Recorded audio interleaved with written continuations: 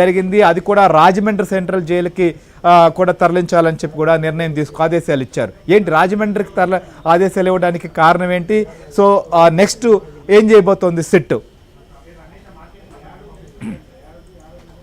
శ్రీహరి, కొద్దిసేపటి క్రితమే Vijayawada ACB court న్యాయమూర్తి వైసీపీ రాజంపేట ఎంపీ మద్యం కుంభకోణం కేసులో సిట్ పేర్కొన్నట్టు కీలక పాత్రధారిగా ఉన్న ఎంపీ మిథున్ రెడ్డికి ఆగస్టు 1వ తేదీ వరకు కూడా రిమాండ్ విధించింది.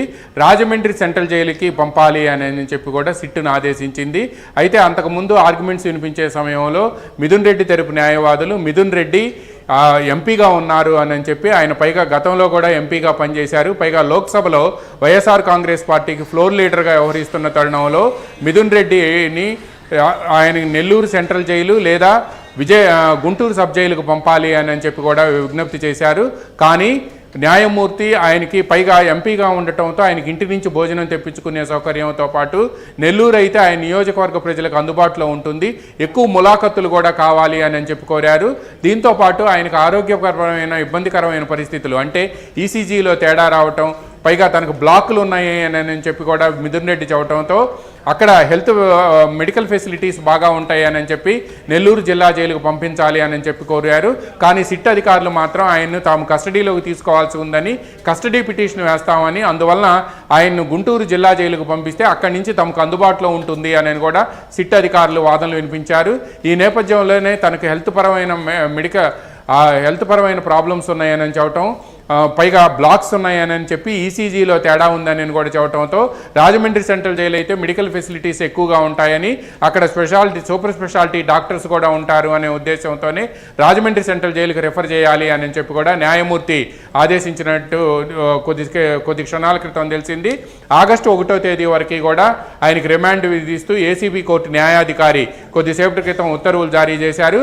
అయితే కొన్ని ఫార్మాలిటీస్ పూర్తి కావాల్సి ఉంది శ్రీహరి.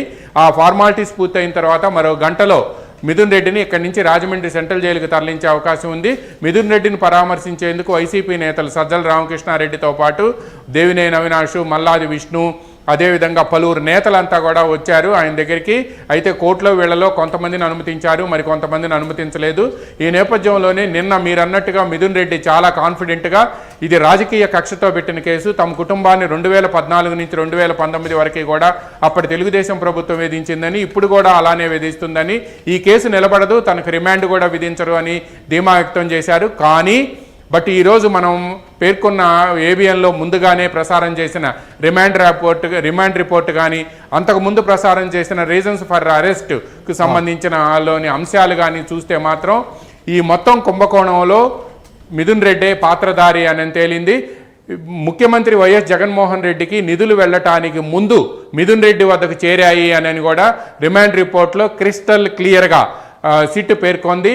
అందువల్లనే ఈ కేసుకు సంబంధించి ఆయన్ను తమకు కస్టోడియల్ ఇంట్రాగేషన్ చేయాల్సి ఉంది అని చెప్పి హైకోర్టులో ఏదైతే అఫిడవిట్ వేసిందో ఈరోజు రిమాండ్ రిపోర్ట్లో కూడా ఆ రీజన్స్ అన్ని రాసి మిథున్ రెడ్డి ఇందుట్లో కీలకంగా వ్యవహరించారు, దీని కర్త కర్మ క్రియ మొత్తం ఆయనే.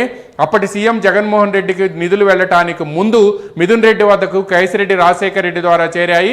ఆయన కలెక్షన్ గ్యాంగ్ అంతా కూడా డిస్టిలరీల నుంచి, సప్లయర్స్ నుంచి ముడుపులు మొత్తం స్వీకరించి అక్కడి నుంచి కేసిరెడ్డి దగ్గర నుంచి మిథున్ రెడ్డి వద్దకు చేరాయి అని కూడా అందులో స్పష్టంగా పేర్కొన్నారు. ఈ నేపథ్యంలోనే మిథున్ రెడ్డిని తాము ఇంట్రాగేట్ చేయాల్సి ఉందని, ఈ కేసు దర్యాప్తు మరింత ముందుకు వెళ్ళి ఇందులో అంతిమ లబ్ధిదారుడు ఎవరు, అల్టిమేట్ బెనిఫిషరీ ఎవరు అని తేలాలి అంటే తప్పనిసరిగా మిథున్ రెడ్డిని కస్టోడియల్ ఇంట్రాగేషన్ చేయాల్సి ఉందని, పైగా ఎవరైతే మిథున్ రెడ్డి పేరు తమ విచారణలో తమ రిమాండ్లో పోలీసుల సిట్ కస్టడీలో చెప్పారో సజ్జల శ్రీధర్ రెడ్డి కానీ, లేకపోతే 164 స్టేట్మెంట్ ఇచ్చిన సత్యప్రసాద్ అనే డిప్యూటీ కమిషనర్ కానీ వీళ్ళంతా చెప్పారు, వాళ్ళతో మిథున్ రెడ్డిని కన్ఫ్రంటేషన్ చేయాల్సి ఉంది అని కూడా ఆ రిమాండ్ రిపోర్ట్లో పేర్కొన్నారు. అందువల్లనే ఆయన రిమాండ్కి తరలించాలి అని కూడా ఈరోజు న్యాయాధికారి ముందు, ఏసీబీ కోర్టులో న్యాయాధికారి ముందు ముఖ్యంగా వీళ్ళు సిట్టు తరపు న్యాయవాదులు, ప్రభుత్వ న్యాయవాదులు వాదనలు వినిపించారు. మిథున్ రెడ్డి తరపు న్యాయవాదులు అయితే ఎక్కువ వాదనలు వినిపించలేదు. కానీ ఆయనకి 409 సెక్షన్ 409 ఆఫ్ ఐపీసీ వర్తించదు అని చెప్పి, ఇది అబౌవ్ 7 years యావజ్జీవ కారాగార శిక్ష అంటే దాదాపుగా యావజ్జీవ కారాగార శిక్ష అంతటి శిక్ష పడే సెక్షన్ ఇది. అందువల్ల ఈ సెక్షన్ వర్తించదని